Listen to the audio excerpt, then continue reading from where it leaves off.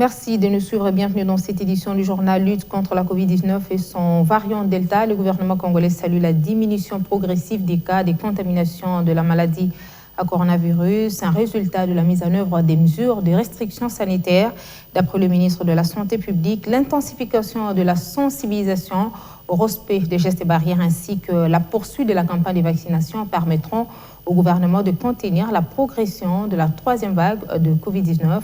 et son variant Delta. Les détails avec le porte-parole du gouvernement. Ministre, de la diminution progressive de cas de contamination résultat de la mise en œuvre de mesures prises par le gouvernement pour lutter évidemment contre la pandémie à Covid-19. L'intensification de la sensibilisation au respect des gestes barrières ainsi que la poursuite de la campagne de vaccination permettent au gouvernement de contenir la progression de la troisième vague et d'améliorer nos indicateurs dans la lutte contre la propagation du variant Delta. À la suite des dénonciations des faux résultats de faux négatifs à Covid-19 faites par certains partenaires de l'État congolais, le ministre de la Santé publique, Hygiène et Prévention a annoncé avoir tenu une séance de travail le 7 juillet dernier avec les différents responsables des laboratoires des hôpitaux de la ville-province de Kinshasa.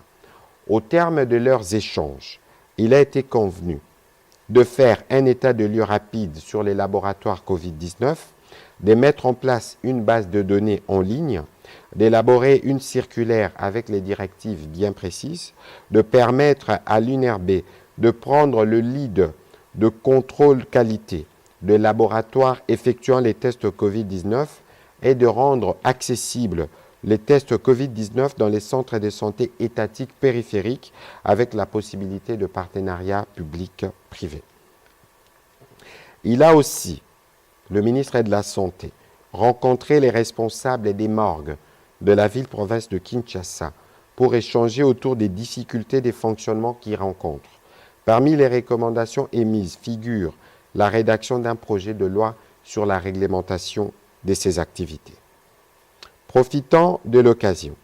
le ministre de la Santé a également évoqué les évolutions quant à la menace des grèves des personnels médicaux non médecins et administratifs. Au regard des résolutions adoptées au terme de la réunion du 6 juillet dernier avec les différents syndicats, le secrétaire général du ministère à la Santé publique, Hygiène et Prévention va signer dans le prochain jour des notifications pour les médecins régents et juniors promus par les décrets du 22 janvier 2019 et très prochainement, le président de la République, chef de l'État, promulguera l'ordonnance portant nomination des médecins revêtus des grades résidents, chefs cliniques et médecins généraux.